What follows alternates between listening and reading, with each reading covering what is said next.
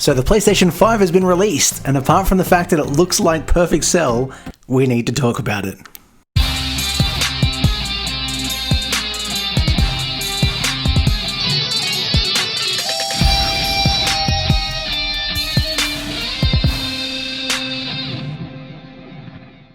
Sony has announced the PlayStation 5 today, and it's safe to say it's given people mixed opinions. The design is either loved or hated by many, but personally, I think it looks pretty cool.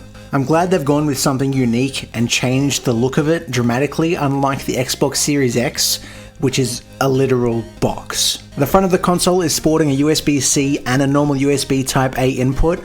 I'm actually glad to see them embrace the USB Type-C, because this could open us up to options for fast charging the controllers, which would be a welcome addition. The small subtle blue lights inside the black portion of it look fantastic. It's not super over the top RGB to the max, but it definitely gives you a little subtle accent that makes it pop. I hope they do introduce an option to either change the brightness or allow for different modes like breathing or sound reactions to it. I do know a lot of people, even with gaming PCs, if they're playing in a dark room at night, they do want the option to be able to turn it off, so I do hope they include that when it is released later this year. We don't know yet what the back is going to be sporting in regards to inputs, but I think it's safe to say we're definitely going to have a power input, HDMI, an Ethernet port.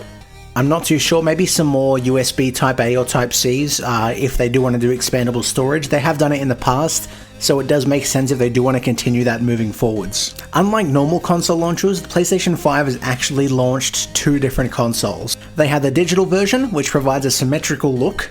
I personally like this one more, but I don't see why people would opt to get this. This version of course will be the cheaper because it won't have a disc drive or a Blu-ray player.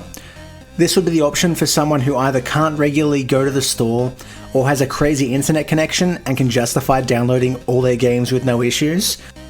I think this could be a big issue with storage if it obviously is only a digital platform. I'm not sure if they're going to offer cloud storage or they're just going to make you delete them. I feel like once you've bought it though, you should be able to re-download it later with no problems at all. They did do this in the past with the PSP Go, where there was no little UMDs anymore, and people didn't like that because it wasn't easy to transfer your games or your saves to other devices.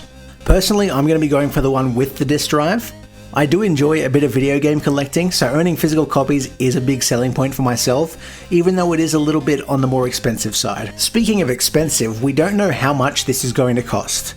Sony have openly mentioned that they will not compete on their pricing. They've done this in the past and they've later changed it to a cheaper option, so I'm hoping that even though they've mentioned this, I'm not going to be personally buying a console for around $700 or $800. That is kind of insane.